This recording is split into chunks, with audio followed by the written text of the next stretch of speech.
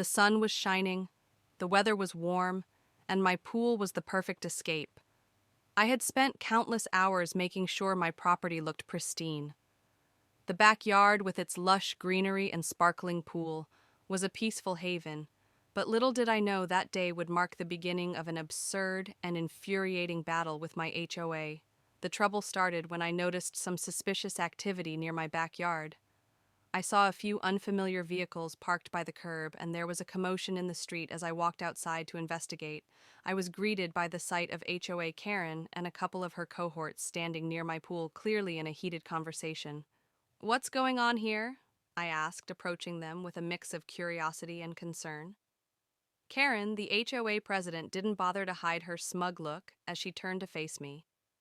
"We're here to talk about your pool. It's an eyesore, and it's causing problems for the neighborhood."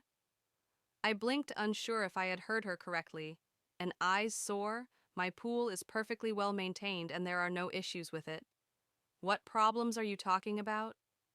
Karen crossed her arms and puffed out her chest as if she were some kind of authority figure. "Well, for one, the HOA doesn't approve of the design. It's too big and it's in direct violation of the neighborhood's aesthetic guidelines. It's causing disruptions. And we've had multiple complaints." I couldn't believe my ears. My pool was large, yes, but it wasn't out of place. It was built to code and designed to enhance the property. This wasn't just a complaint. It was an unwarranted attack. The HOA had no right to dictate how I maintained my private property. "You're joking, right?" I said, growing more frustrated. "There's nothing wrong with my pool. This is my property, and I followed every rule. You don't have the authority to tell me how to maintain it." Karen wasn't finished, though. "Actually, we do. We've received multiple complaints, and if you don't take action, we'll have to take matters into our own hands." Before I could say anything more, Karen raised a hand, signaling one of the workers she had brought with her. The man approached with a truck filled with bags of cement. My stomach dropped when I saw what was happening. "Wait, what are you doing?" I yelled, rushing toward the truck. "We're filling in your pool," Karen said matter-of-factly. "We gave you plenty of time to comply with the rules, and now we're taking action. It's the HOA's decision, and you'll have to deal with it." My jaw dropped. I was in complete shock. This couldn't be happening. They were seriously going to destroy my pool, just because Karen had decided it wasn't up to her standards. I quickly ran forward, blocking the path of the workers. "You are not touching my pool. This is private property, and you have no right to do this. I will not stand by and watch you ruin my property." But Karen was unbothered by my protest. "You had your chance to comply," she said coldly. "We're doing this for the neighborhood. You'll thank us later when your property value increases." I took a deep breath, trying to stay calm. This was no longer just an HOA dispute. It was personal. I wasn't going to let Karen bulldoze my property, and I wasn't going to let her think she could just walk all over me. But then it hit me.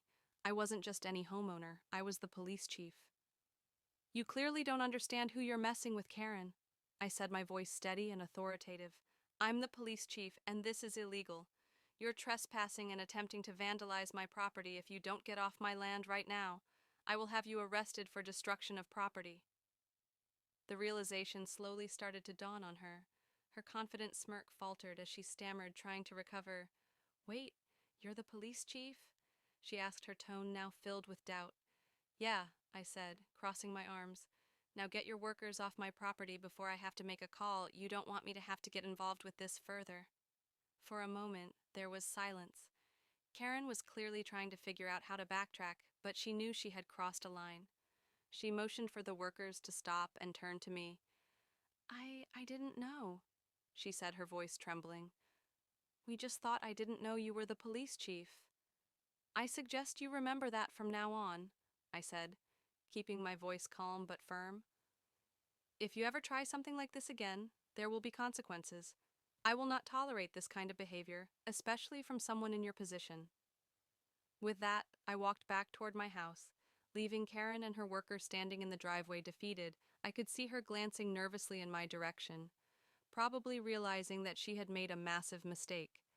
As I stood by my pool watching them leave, I felt a sense of relief wash over me. The HOA might have tried to take matters into their own hands, but they had no idea who they were dealing with. I would not let anyone mess with my property, especially when they had no authority to do so. It was a hard lesson for